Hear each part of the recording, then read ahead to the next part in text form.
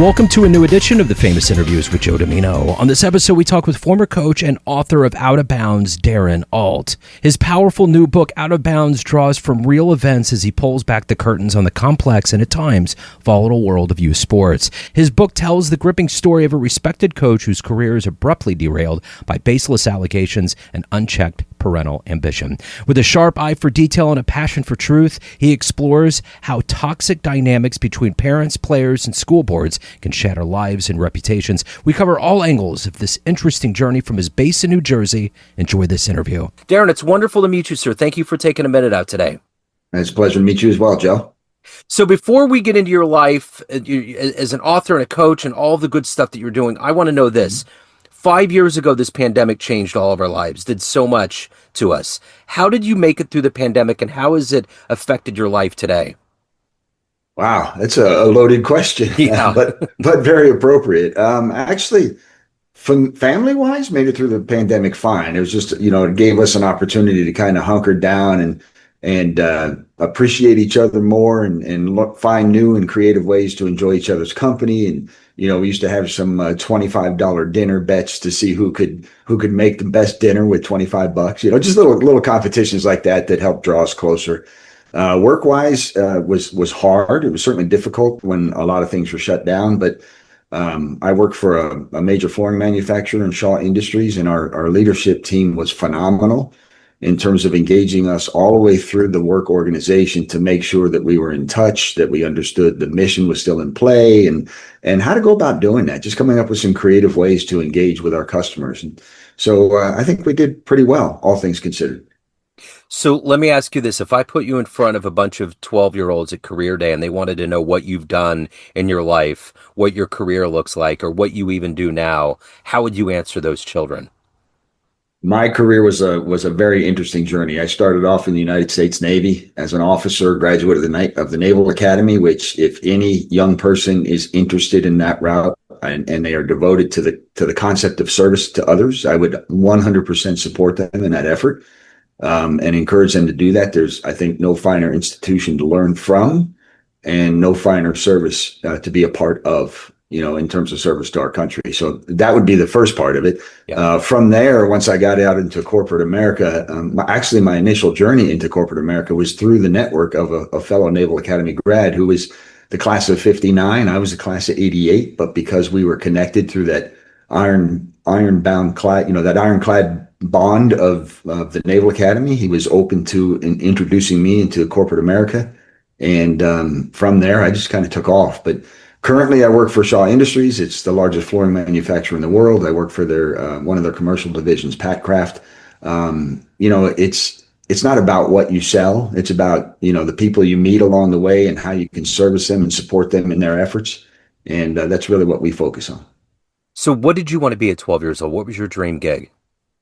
Actually, originally I wanted to be a doctor or a lawyer, which I think a lot of kids kind of picture in their heads, because it's probably what they're most exposed to, at least on TV at the time and things like that. But once I got into high school, I really wanted to be a Navy pilot. And that's really one of the things that drove me to the Naval Academy.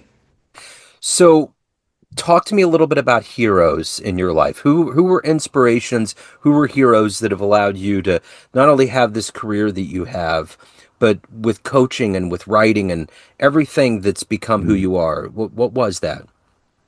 Heroes are many, or at least influencers. Let's call them that. I mean, I think heroes are pretty rare air kind of thing. Certainly, my parents fall into that category from the things that they did to help us, me, my brother, my sister, get to our points in life where we are today. Both of them served in the Navy. My mother was a Navy lieutenant as a nurse. My father was the chief petty officer in the Navy, Pearl Harbor survivor, World War II, Korea. So, those are definitely people that you would categorize in the hero spectrum. Outside of that, just a lot of positive influences. I really leaned in on, some great teacher relationships from grammar school through college. Coaches of varying kinds, whether it was basketball specifically or running cross country in high school. Had a couple of great coaches there that were just very positive influences in helping me develop physically, but also, in terms of being a better person, a better athlete than I may have been on my own. And then currently in the workplace, like I said, our leadership team is phenomenal in my company, and they really live the leadership experience and the associate experience at making sure that each one of us out in the market has a positive experience in what we're doing. And I try to emulate that with my team in New York City. So, what were the foundational elements of your childhood? Take me back to where you were born and raised. What do you think the seeds that were planted that made you get in the military, be a coach, be successful in the corporation world? How did all of this kind of evolve into you? Yeah, so I was born in Redwood City, California. At one point, I actually held the record for the largest baby born in Kaiser Hospital. I was 11 pounds, 8 ounces, and 2 feet long. And God bless my mother for bringing me into this world. I'm sure that was a challenge. Yeah. But spent a lot of time in Northern California through high school. At one point, I was poking around in my older brother's room, just being the bratty younger brother, filling that role to the best of my capabilities. And I stumbled upon a catalog for the United States Naval Academy. And all it said on it was Annapolis. And it had this beautiful picture of the Chesapeake Bay with a sailboat and people having fun.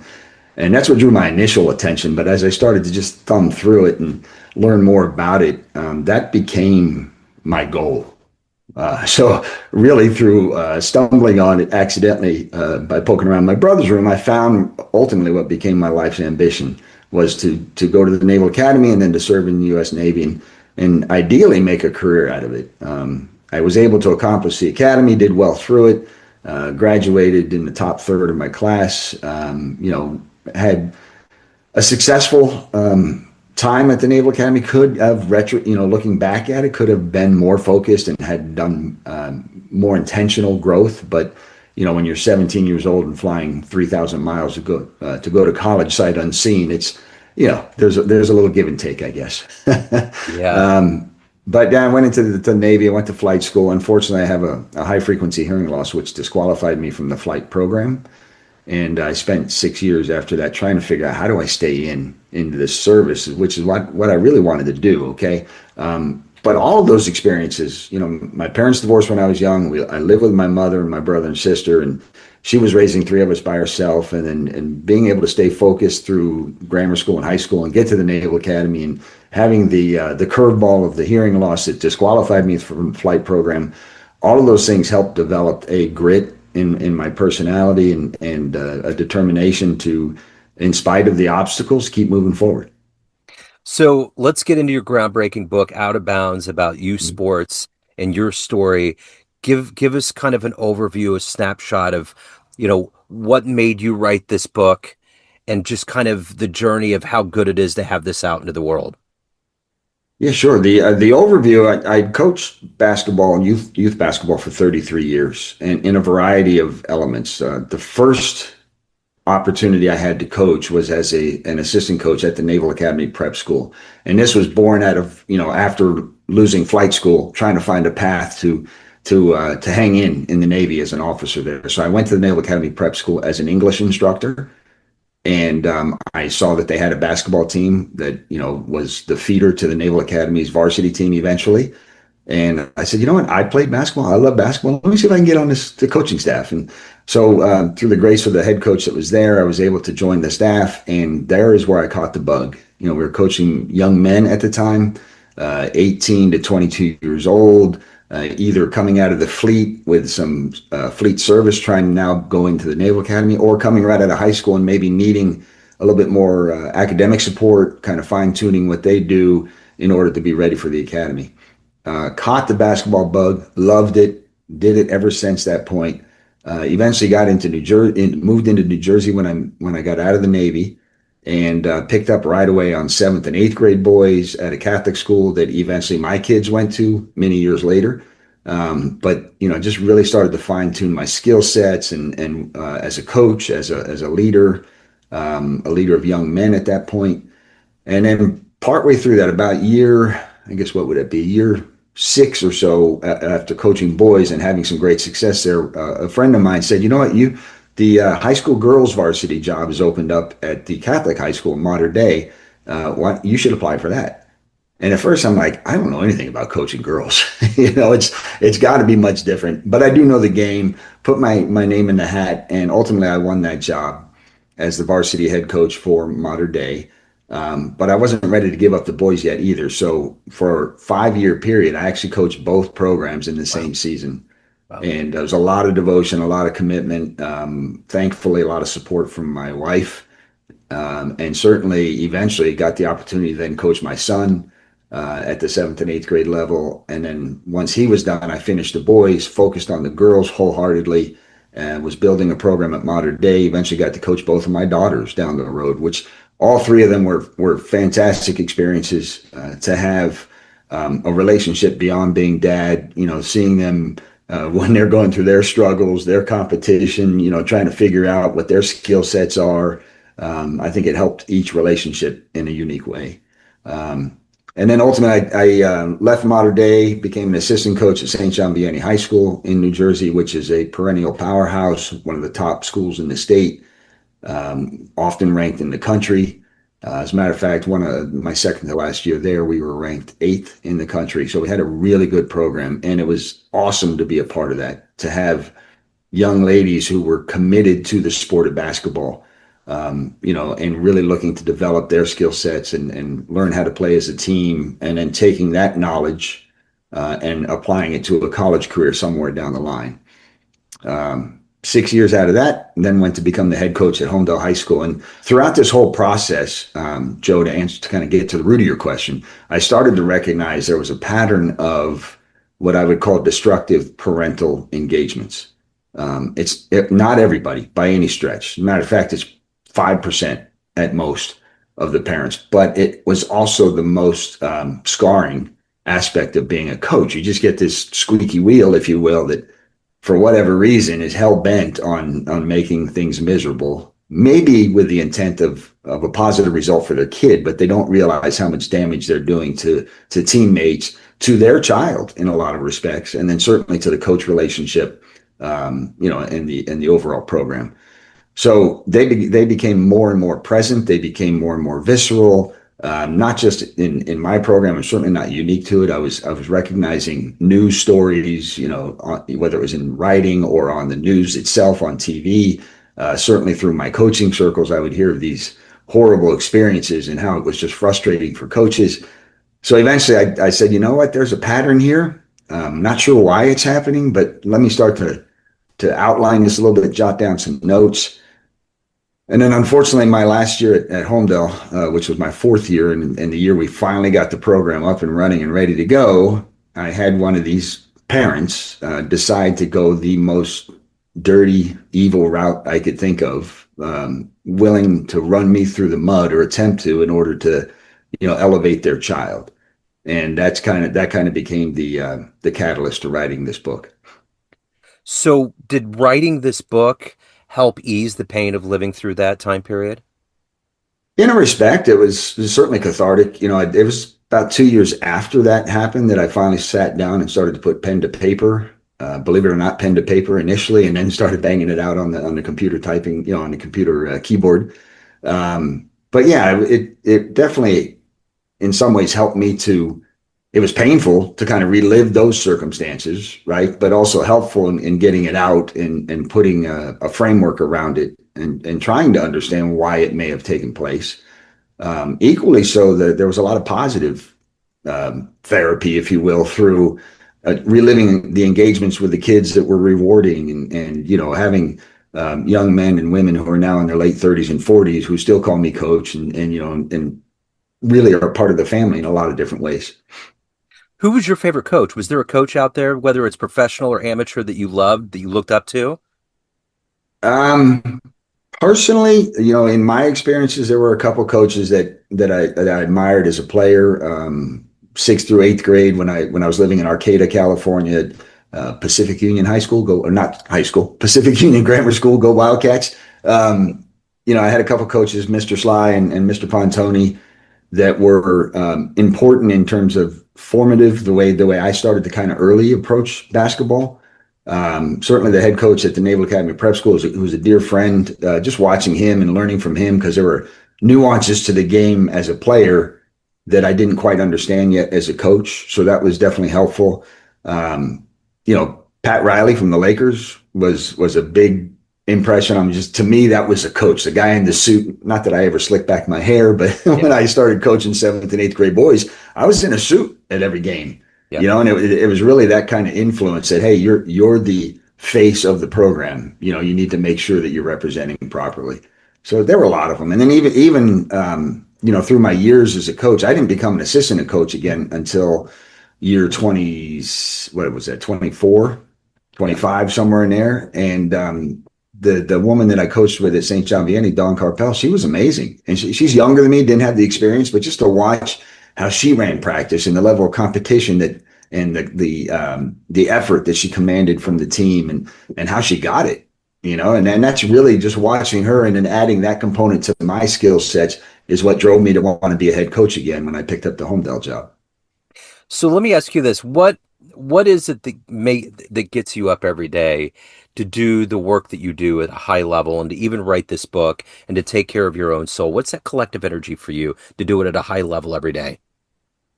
To me, it's really about service of others. I mean, I think that kind of resonates throughout my career. Certainly, the want to go to the Naval Academy was about serving our country, right? The want to being an officer was about serving the others who you were leading along the way.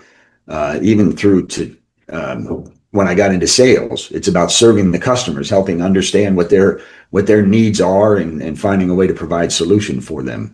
Not so much about the dollar aspect of it. Of course, we all go to work to make money, but the thing that drove me was the service to others, my family. I live, breathe, and eat for them. So, yeah, I would say that's the driving factor for sure. So if you were to have a dream tonight, you ran into that version of you right before you decided to take your first coaching job, and you could give Hmm. that version to you a piece of advice based on all of these years of coaching you had, all of the wisdom you've accumulated as a professional as well. What advice would you impart on that young version of you? Uh, whew, Relationships are important. Good, bad, or indifferent. You need to work at each one of them. Number one, and find a path to to balance, I guess, in each relationship. A lot of that's going to be driven around communication and transparency and being able to share feelings but accept criticism. All of those things are important to the overall relationship of what you're doing. So I've been on the sidelines taking pictures my day job is as an IT technician for a school district, and I've done Hmm. some PR, and it was a state game for Grandview High School, and they won the championship. And I remember coming away from that experience, and my head was pulsing. There was all this adrenaline. There was just so much energy that was down there that just me taking pictures was feeling. So my Yeah. question to you is this: what was one of the most intense games that you coached that you came away and you were like, I can't believe that happened? There were a few of those, honestly. I mean, the obvious one jumps out to my head is the first year we went 24-0 at Holy Family. It was a group of young men who had a level of expectation around them because they were just stud athletes as young guys, and they did everything together. They played baseball together, they played football together, they played basketball together. So there was this expectation level with them. And the year when we went through the year and we got to the championship, we're actually playing at the high school, to make it more the marquee setting, right? And the boys are all geeked up and they're ready to go, and we're playing a larger program team. And at halftime, prior to, actually before the game started, I write about this in the book. My son, who's 5 years old at the time, and I'd always see his little hand come into the huddle, to break huddle with us. But before the game, he was eyeballs on everybody, like watching every motion and to the atmosphere and the excitement you were talking about. He was getting wrapped up in that. And right as I'm calling the boys over to the bench to give them their last words, he throws up all over the back of my manager, Oh no. and it was all about excitement. And my Yep. manager to to wrap up the entire experience and the commitment to that team without a thought, he just unzipped his jacket and let it drop. And you could see mothers scrambling down to help take care of my son in the mess. But we went on to win that game. And so that one jumps out at me, certainly as a championship. One of the best ones was a loss. When I was coaching at St. John Vianney High School, we were playing Austining from New York, and they had a young lady who was a recruit for UConn. The preeminent women's basketball program in college. And we were down our starting center, who was a softball player and a pitcher by all circumstances. So she was on a recruiting trip to Notre Dame. So it's not like you can say, no, you can't go do that. Yeah. And then we were down another player who was a starter. So we had two freshmen starting in place of them, playing this team, this powerhouse team. And they stepped right into the groove and just started performing. And at the end of the day, we lost 106 to 102 in triple overtime. Wow. And I remember turning to the head coach at the time saying, this was one of the best games I've ever been a part of. Wow. So yeah, there's a lot in that excitement. And then the last one that I would say really kind of encompasses all of that. When my third year at Homedale, and this was an indication that the program was heading the right direction. And again, I do mention this in the book. We played Red Bank Catholic, which is a big state powerhouse program. And at the time they came into our gym and they were third in the state. Third in the Shore, which was our conference, ninth in the state. They just had this big program, multiple D1 recruits, a 6'5" center who was going to Boston College, a 6'1", swing who's going to Tennessee. So, I mean, they are playing in big programs. And I have a D3 and a D1 prospect, as far as college kids goes. And we ended up coming back from 10 points down and beating them in our gym. And the place was just going nuts. And as I couldn't get out of the gym and my phone's blowing up. And I mean, social media, it's just going all over the place. The fact that we'd beaten RBC. And then later that night, I got a video from a father who was in the stand behind me. And he scrolls to the board and he shows the final score. And then he scrolls to his 5-year-old son who was at the game, who said, "We won." And that was his first ever high school game that he'd been to. So it was almost like he was part of the thing to begin with. Yeah, that's cool. Yeah. Yeah. So what's been one of the best responses, letters, or any response that you've gotten from your book? There's been a few that are really nice reviews that are on Amazon. One of which is from a principal of a high school who was a former player when I coached 7th and 8th grade boys. But he talks, he texts me the next day. He's like, "Coach, I'm sorry." And I'm like, "I'm sorry about the review." And I said, "What do you mean?" I thought maybe he put something negative on there. But it's one of those reviews you have to click to expand. And it's about that long of a review. And he just got fired up about the fact that, what I went through toward the end, the unfortunate aspect of what I went through and the false accusations and everything that fell away from that. He said, "This is not just about basketball. It's not just about my personal experience. It relates to anybody who works with youth, whether you're a teacher, or coach, or whatever, and it should never happen to anybody." But the level of deceit and dishonesty that some parents work with, it's prevalent in all of youth sports. It's prevalent in youth education, a lot of different aspects. So he did a really nice review. There was another one on there from an 80-year-old woman who said, "I didn't know anything about basketball, but I didn't need to. I felt like I was on the sideline watching the game, and just was really," she said, "I couldn't put down the book. My tired eyes finished it in 3 days." And I was like, that's awesome. That's cool. Right there, Yeah. So if everything that you've done in your life evolved to and accomplished, what are you the proudest of? Being a dad. Yeah. I think family is first and foremost, for sure. I'm married 36 years, have 3 kids who are now in their 30s. And they're all doing great. So, that's the thing I'm certainly most proud of. Service to country, definitely. It was 6 years, 10 counting the Naval Academy time. I wish it could have been longer, but, circumstances happened that disqualified me from moving any further. But, you pick up the ball and start to run in a different direction. Yeah. And I'm certainly proud of the career I've carved out since then. And this book was a monumental effort, one of passion, one of a shared story that I want to empower the readers to go out and take from it what they will, good, bad, or indifferent. Hopefully open up their eyes a little bit to some of the shenanigans that are going on out there and find a way to stop it, through communication, through collaboration. Just stop the toxicity that is ruining youth sports. So at the end of the day, Darren, everyone has a perception of you, family, friends, colleagues, everyone that knows you, but you run the show. What's your perception of you? Who do you think you are? Honest, trustworthy, reliable partner, whether it's marriage, whether it's father to children, whether it's employer to employee, or just friends. Coach to player, 100%. Yeah. So if anybody wants to pick up a copy of the book, they want to reach out to you, any of the good business in your world, where do they go? So books are available pretty much anywhere you can pick them up. But Ingram Spark is the publisher, so you can definitely pick them up, at their website, Amazon, Barnes and Noble. I do have a website it's more of a Canvas site that's functioning as a website, but it's darrenault.my.canva.site/author.